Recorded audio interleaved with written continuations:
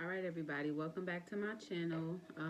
And today I just wanted to talk about distress tolerance, right? So that's really what distress tolerance comes down to is finding healthy ways to deal with distress, right? We can't really control the things that come at us from the outside, but we do have control over, how we manage through those things. So, what prompted me to talk about this is talk about distress tolerance. Yes, baby, because I'm busy, and if you can wait, we can paint later.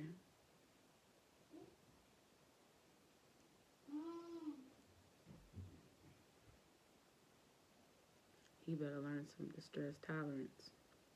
Anywho, what prompted me to talk about, well, we won't paint if you don't leave me alone for a second. Anywho, so what prompted me to talk about this was a tweet I seen from a rapper named Renni Rucci. I love her, y'all. Um, so I'm not really sure what it is that she's going through, but I did see some tweets about, her mom, something's going on with her mom, and she talked about, and I'll put the tweets up, somewhere before I upload the video. But the one that really stood out to me was um, you start to see the sort of distress show up in the tweets around the time that mom, she starts to talk about mom getting sick. But one thing that she revealed earlier today was that it's really been a difficult year in general, right? Issues with her record label. What does it say? Stuff with her relationship, just stuff going on around her. And like her mom's kind of like the straw that breaks the camel's back. And I think we all can relate to that to some degree. A large portion of the people that I see in my practice have had some big event that has changed the way they've been able to cope. And that's really what it comes down to. We might, as we go through life, we find ways to maintain and get our stuff, typically maintain and like get the stuff done that we need to get done. Um, but if we aren't aware of kind of as we go through these things, if we aren't really aware of, the way things make us feel, what things trigger us. I like to call it a stress response. I feel like trigger is such a buzzword. I try to stay away from it. But, for lack of time, what things trigger us. Really just having like a good ability to gauge how we feel and if we need to implement something to do something about that. And I'm not saying this about her, but this is just typically what I see. Like, we'll find ways to maintain, to function, right? To just kind of to survive is really what it comes down to go from A to B. And then all it takes is something huge or maybe even something connected to how we regulate ourselves throughout our days. And that's the thing that makes distress feel less tolerable. Um, but what she said, okay, so this is what really stood out to me. She talked about, where is it?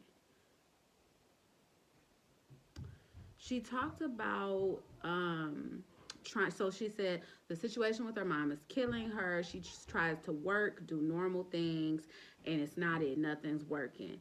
And the things that we typically do to distract, right? Because that's a distress tolerance skill. But when our feelings about things get so big, distraction isn't always effective. We have to be aware of if we are doing something as a distraction or as an avoidance. And a lot of times it's avoidance is what we're doing because for a lot of different reasons.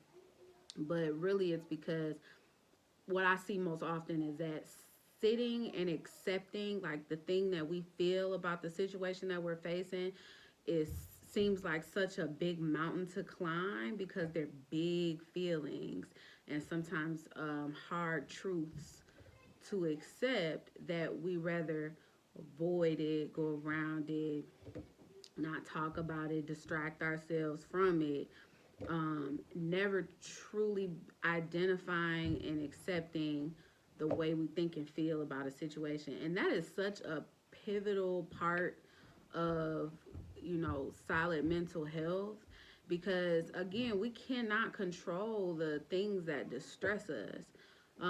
But we can be aware of how those things impact us, and like how we're showing up in these situations, so we know if we need to kick it up a notch.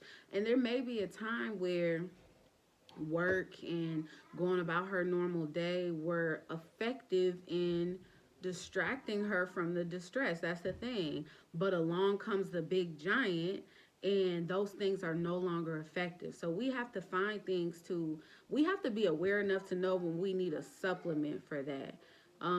Otherwise, it creates this sort of like a lot of different things. But what I tend to see that is maybe not as easy to recognize is like, a sort of panicky feeling or irritability. So you literally wake up, on an 8, and it takes nothing to take you to a 10, right? So you're showing up differently in places, you're communicating with people differently. And it's confusing, and it can be really difficult to cope with when it really comes down to accepting the way you think and feel about a situation, rather than, making those, like avoiding it, I guess is what it comes down to.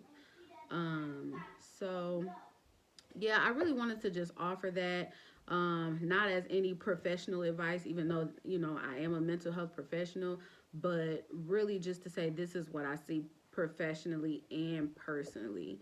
And not just because I'm a counselor would I say that that's a good time to reach out to a counselor, but that's a good time to reach out to a counselor, right? If you've been going about your life taking care of your own physical health, and then a problem presents itself that is too big for you to fix over the counter or in your home, or with granny's southern recipes, what do? You go to a professional, and they give you their perspective on what's happening to you, and they help you find solutions. We just shouldn't be scared to do that for our mental health as well. So make sure y'all comment down below. Let me know what you think. Let me know if you've ever faced a situation like this, and like what helped pull you out of it. Make sure you like, subscribe, comment, share. Be aware, I guess.